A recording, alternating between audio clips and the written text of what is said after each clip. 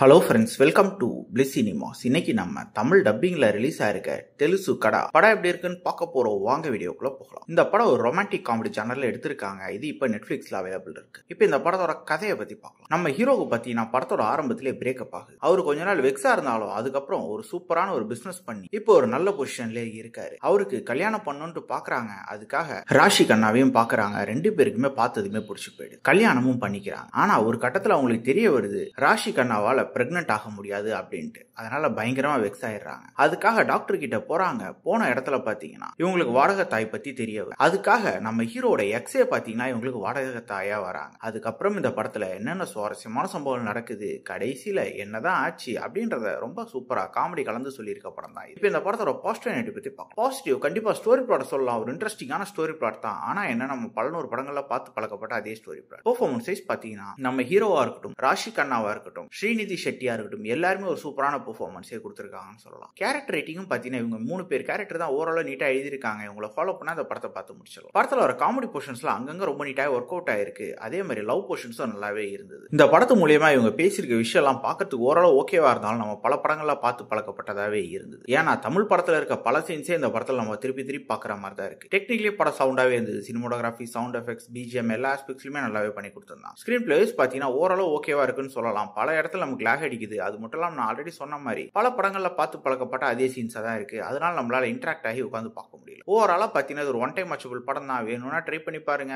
படத்துல adult content இருக்கு. So ஃபேமிலியோட ட்ரை பண்ணாதீங்க. இன்னொரு வீடியோல சந்திக்கலாம். தேங்க்யூ.